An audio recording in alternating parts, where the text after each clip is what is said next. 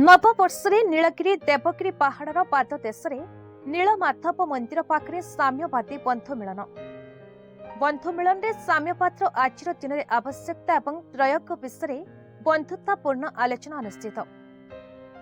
बालेश्वर जिला नीलगिरी निर्वाचन मंडली अधीन बाउंशपुणिया पंचायतर खराखोई पहाड़र पाददेश तारामंत्र रिसोर्ट एवं क्लब रे साम्यवादी चिंताधारार व्यक्ति माने एक बंधु मिलन कार्यक्रम आयोजन करिसेंती।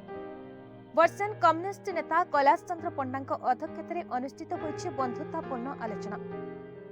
एही बंधु मिलन कार्यक्रम रे वरिष्ठ स्वाधीनता संग्रामी करुणाकर परिडा, सीपीआई जिला संपादक निरंजन पारिक, साम्यवादी तत्वविद उच्च शिक्षित संतोष महापात्र, दक्ष रेमुणा अंचल कम्युनिस्ट नेता स्टालिन मिश्र, साम्यवादी विचारवंत रवींद्र जेना ओरफ गुल, बाहनका ब्लॉक खंतापड़ा पंचायत पूर्वतन सीपीआई समिति सभ्य रमाकांत पारिक, 90 दशक एआईएसएफ छात्र नेता रत्नाकर दास ओरफ मेनो, 90 दशक विप्लवी साम्यवादी युवनेता भेनु, पूर्वतन सरपंच हरेकृष्ण जेना अनिरुद्ध नायक, हरेकृष्ण पंडित निहारंजन जेना समेत बहु साम्यवादी आदर्श अनुप्राणित संग्रामी माने एही बंधुमिलन कार्यक्रम में भाग नहीं साम्यवादी आंदोलन विजय और पराजय संपर्क में आत्मसमीक्षा करथिले।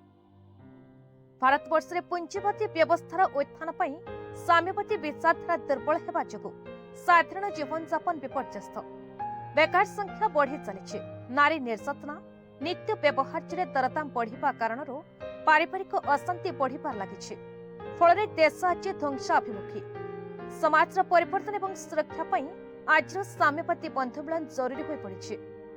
इतिहास बहुत बाट देके आसीची किमिति सभ्यतार परिवर्तन हुए, ये सभ्यता जदि परिवर्तनशील आर भविष्यटा कौन, ये तत्व आज पर्यंत सठिक रही, आगामी भविष्य में सठिक हम से जड़े विज्ञ लोक जो आउ जड़े विज्ञ लोक को पचारे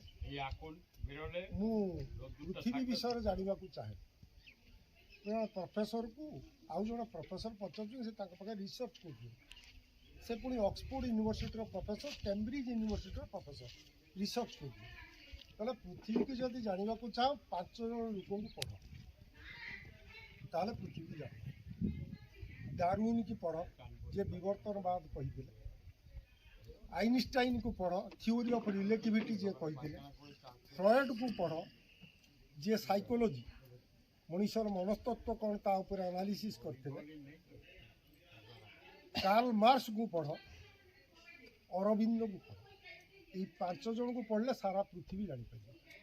तो प्रथम इस्तार लिखाई कम्युनिस्ट इस्तार 1848 परवर्ती अवस्था कम्युनिस्ट इस्तार लिखा, सबू पार्टी बर्तमान 5 वर्ष इस्तार दौरान निर्वाचन इस्तार से जो इस्तार को देले मार्क्स तार प्रथम धाड़ी हवा दि hitherto history of mankind is the history of class struggle. The plebeian and partisan, the law and serf, the guildmaster and journeyman.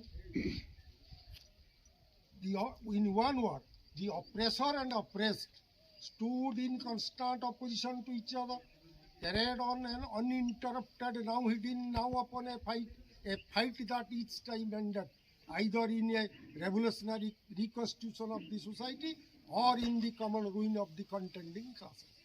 यार यथार्थता। बालेश्वर जिला नीलगिरी निहारंजन जनक रिपोर्ट, भारत न्यूज।